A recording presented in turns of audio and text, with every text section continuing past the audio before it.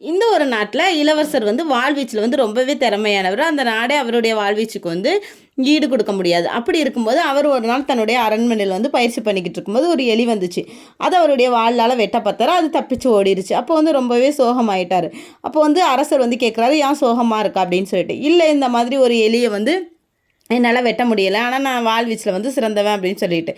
கவலைப்படாத அப்படின்னு சொல்லிட்டு, ஒரு பூனைய வந்து அரண்மனையில வளர்க்குற பூனைய எடுத்து அந்த எலிய வந்து பிடிக்க விடலாம் அப்படின்னு சொல்றாரு. பூனைய விடுறாரு. அந்த பூனையுமே வந்து எலிய பிடிக்கல. எலி மறுபடியும் தப்பிச்சு ஓடுருச்சு. இத பார்த்த மந்திரி என்ன சொல்றாரு அப்படின்னா, நம்ம நாட்டு பூனைகள்லாம் இதுக்கு சரியா வராது. ஜப்பான்லேருந்து பூனை வர வைப்போம். அது வந்து ரொம்பவே நல்லா எலி பிடிச்சிரும் அப்படின்னு சொல்லிட்டு சொல்றாரு. ஜப்பான்லேருந்து பூனையும் வர வைக்கிறாங்க. அந்த பூனையுமே வந்து எலிய பிடிக்காம போயிருச்சு. எலியுமே தப்பிச்சிருச்சு. இத பார்த்துக்கிட்டு இருந்த அந்த அரண்மனையோட காவலன் என்ன சொல்றான்னா, "எங்க வீட்டு பூனையே இது போதும். இந்த எலிய வந்து ரொம்பவே ஈஸியா பிடிச்சிரும்ன்ட்டு." அரசருக்கு ரொம்பவே ஆச்சரியம். "என்னடா இவ்ளோ விலை உயர்ந்த பூனை பிடிக்கல, அரண்மனையில உள்ள பூனை பிடிக்கல, உன் பூனை எப்படி பிடிக்கும்?" அப்படின்னு சொல்லிட்டு. "சரி கொண்டு வா" அப்படின்னு சொல்லிட்டு இளவரசன் சொல்றாரு. அந்த பூனையுமே கொண்டுட்டு வர்றாங்க. உடனே அந்த எலிய பிடிச்சு சாப்பிட்ருது. அப்போ வந்து அந்த காவலர பார்த்து இளவரசர் கேட்குறாரு, "என்ன உன்னோட பூனைக்கு வந்து ஸ்பெஷலா எதுவும் ட்ரெய்னிங் குடுக்குறியா?" அப்படின்னு சொல்லிட்டு. "இல்லங்க, என்னோட பூனை வந்து ரொம்பவே பசியா இருந்துச்சு. அதனால டக்குன்னு எலிய பிடிச்சிருச்சு.